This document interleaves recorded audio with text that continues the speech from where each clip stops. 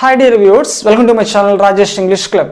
Dear viewers, మీ అందరికి కూడా నా యూట్యూబ్ ఛానల్కి స్వాగతం అండి. మరి నేను రెడీగా ఉన్నాను. ఈరోజు మనం నేర్చుకోబోయేటువంటి 5 వర్డ్స్ తోటి మరి వాటి యొక్క మీనింగ్స్ ఏంటి, వాటి యొక్క యూసేజ్ ఏంటి అనేటువంటి విషయాలు మనం క్లియర్గా తెలుసుకుందాం.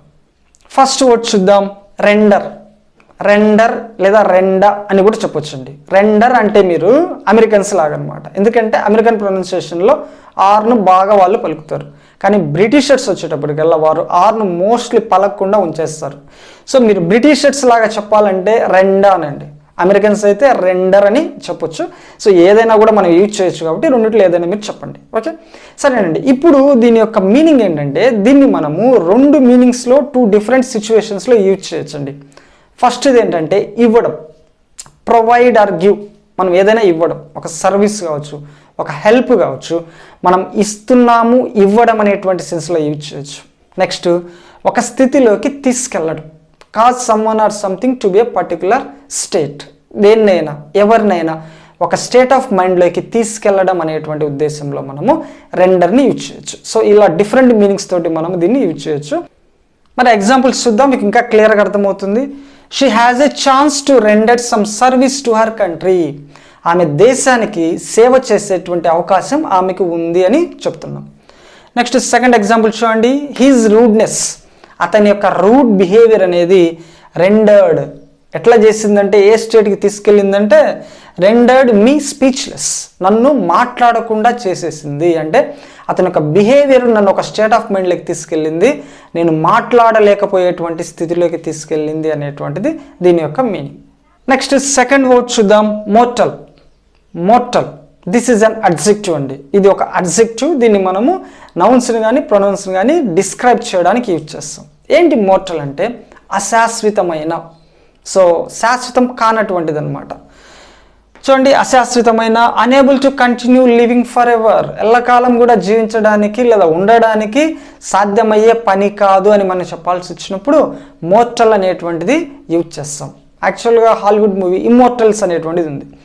దాంట్లో ఉన్నటువంటి క్యారెక్టర్స్ 100 సంవత్సరాలుగా నివసిస్తూనే ఉంటారు, అంటే జీవిస్తూనే ఉంటారనమాట. అంటే వాళ్ళు ఇమ్మోర్టల్స్, శాశ్వతమైనటువంటి వాళ్ళు. ఇక్కడ మనం మోర్టల్ అని చెప్తున్నాం ఆపోజిట్లో, అంటే అశాశ్వతమైన. ఓకేనా, మరి ఎగ్జాంపుల్స్ చూద్దాం. All human beings are mortal. So human beings అందరూ కూడా, మనుషులందరూ కూడా ఎప్పుడో ఒకసారి చచ్చిపోవాల్సిందేనా కదా? అంతే కదా, మనం ఏమైనా ఇమ్మోర్టల్సా? కాదు, మనం అశాశ్వతమైనటువంటి వాళ్ళం. నెక్స్ట్ సెకండ్ ఎగ్జాంపుల్ చూద్దాం, హర్ ఫాదర్స్ డెత్. వాళ్ళ నాన్న చావు అనేది రిమైండెడ్ హర్, ఆమెకు గుర్తు చేసిందంట that she was immortal.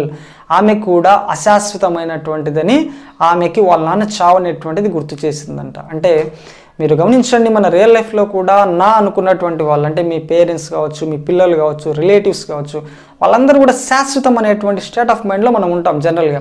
But ఎప్పుడైనా ఏదైనా చిన్న ఇన్సిడెంట్స్ జరిగి సడన్గా ఆల్ ఆఫ్ సడన్ వాళ్ళు చనిపోతే అప్పుడు మనకు మైండ్ బ్లాక్ అయిపోద్ది. అంటే అరే చావడం ఇంత ఈజీనా, సో ఇప్పటిదాకా వీళ్ళు శాశ్వతం అనుకున్నాను, వీళ్ళు నాతోటే లైఫ్ లాంగ్ ఉంటారని అనుకున్నాను, బట్ సడన్గా చనిపోయారు, సో నేను కూడా అంతేనా రేపు అనేటువంటి చిన్న థాట్ అనేటువంటిది మన మనసుకు వచ్చింది. సో నాకు కూడా అట్లాంటి సిచ్యువేషన్ ఎదురైంది, మా నాన్నగారు చనిపోయినప్పుడు నిజంగా నాకు అలానే అనిపించింది. నెక్స్ట్ థర్డ్ వర్డ్ చూద్దాం. థర్డ్ వర్డ్ ఏంటంటే రిన్స్, RINS, రిన్స్. రిన్స్ అంటే కడగడం లేదా శుభ్రం చేసుకోవడం. Wash with clean water to remove soap, dirt or impurities, ఏవైనా కావచ్చు.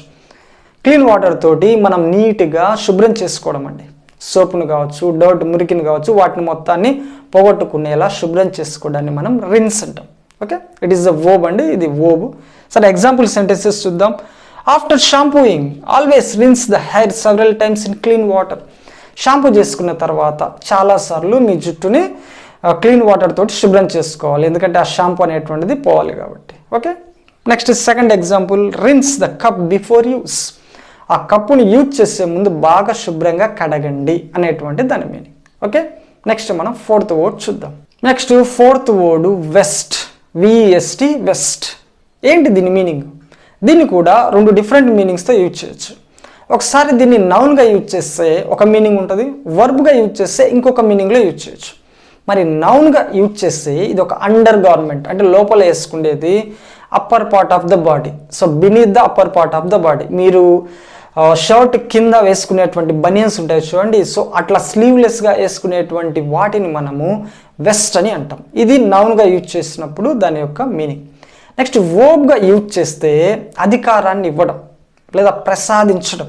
చూడండి ఇక్కడ to give someone or something the power to do something, ఏదైనా చేయడానికి వాళ్ళకి పవర్ని అనేటువంటిది అందించడం అనేటువంటిది వెస్ట్ని మనము వర్బ్గా యూజ్ చేస్తే చెప్పొచ్చు. నెక్స్ట్ నౌన్గా యూజ్ చేస్తే under garment, own and upper part of the body మీకు చెప్పాను. మరి ఎగ్జాంపుల్ సెంటెన్సెస్ చూద్దాం, మీకు క్లియర్గా అర్థమవుతుంది. He wore a cotton west beneath his shirt, అతను ఒక కాటన్ వెస్ట్, కాటన్తో చేసినటువంటి ఒక వెస్ట్ని వేసుకున్నాడు అతని షర్ట్ లోపల. ఓకేనా, అండర్ గార్మెంట్ కదా. Next second example, political power is now vested to new parliament. Political power, రాజకీయ శక్తి అనేటువంటిది ఇప్పుడు వెస్టెడ్ అంటే ప్రసాదించబడింది, ఇవ్వబడింది. దేనికి ఇవ్వబడింది? న్యూ పార్లమెంట్, కొత్తగా ఎలక్ట్ అయినటువంటి పార్లమెంట్కి ఇప్పుడు పవర్స్ అన్నీ కూడా వచ్చాయి, పవర్స్ కట్టబెట్టబడ్డాయి అనేటువంటి మీనింగ్లో మనము చెప్పొచ్చు. Next fifth word blockade. Blockade లేదా బ్లాకేడ్ అనొచ్చు. సో అమెరికన్ ఇంగ్లీష్లో, మరి అమెరికన్ ప్రొనౌన్సియేషన్లో బ్లాకేడ్ అని చెప్పొచ్చు, లేదా బ్రిటిష్ ప్రొనౌన్సియేషన్లో మనము బ్లొకేడ్ అనేటువంటి చెప్పొచ్చు. ఏంటి దీని మీనింగ్ అంటే దిగ్బంధించడం, అంటే చుట్టుముట్టడం, సరౌండ్ చేయడం అనమాట, దాన్ని యూజ్ చేయొచ్చు. సరే చూడండి, దిగ్బంధనం surrounded a country or place with soldier ships etcetera. So ఒక కంట్రీని కావచ్చు, ఒక ప్లేస్ని కావచ్చు సరౌండ్ చేయడం, షిప్స్ తోటి కావచ్చు, సోల్జర్స్ తోటి కావచ్చు, చుట్టుముట్టడాన్ని మనము బ్లొకేడ్ అని చెప్పొచ్చు. మరి ఎగ్జాంపుల్ సెంటెన్సెస్ చూద్దాం. They imposed an economic blockade on the country. So వాళ్ళు ఏం చేస్తారంటే ఎకనామిక్ బ్లొకేడ్ అంటే సో ఆర్థిక పరంగా ఆ కంట్రీని మొత్తాన్ని కూడా చుట్టుముట్టారు, దిగ్బంధనం చేశారు. ఎట్లాంటి మూవింగ్ లేకుండా, ఎట్లాంటి గ్రోత్ లేకుండా, ఎట్లాంటి పవర్ యూజ్ చేయకుండా ఎకనామికల్గా ఆ కంట్రీని వాళ్ళు బ్లొకేడ్ చేశారు అనేటువంటి దీని యొక్క మీనింగ్. నెక్స్ట్ సెకండ్ ఎగ్జాంపుల్ చూద్దాం. స్ట్రైకింగ్ లారీ డ్రైవర్స్, ఎవరైతే స్ట్రైక్ చేస్తున్నారో ఆ lorry drivers agree to lift their blockades and main roads. Main రోడ్స్ని చుట్టుముట్టారంట వీళ్ళు, మెయిన్ రోడ్స్ని దిగ్బంధనం చేశారు. సో ట్రాఫిక్ అనేటువంటిది ఎక్కడిదక్కడ బ్లాక్ అయిపోయింది. సో కాబట్టి వాటిని గవర్నమెంట్ చర్చలు చేసి మొత్తం మీద వీళ్ళని ఒప్పుకునేటట్లు చేశారు. సో ఆ మెయిన్ రోడ్స్ని, ఆ బ్లొకేట్ చేసినటువంటి ఆ మెయిన్ రోడ్స్ని వాళ్ళు లిఫ్ట్ చేసే విధంగా, అంటే తీసేసే విధంగా లారీ డ్రైవర్స్ ఒప్పుకున్నారు అనేటువంటి దీని యొక్క మీనింగ్.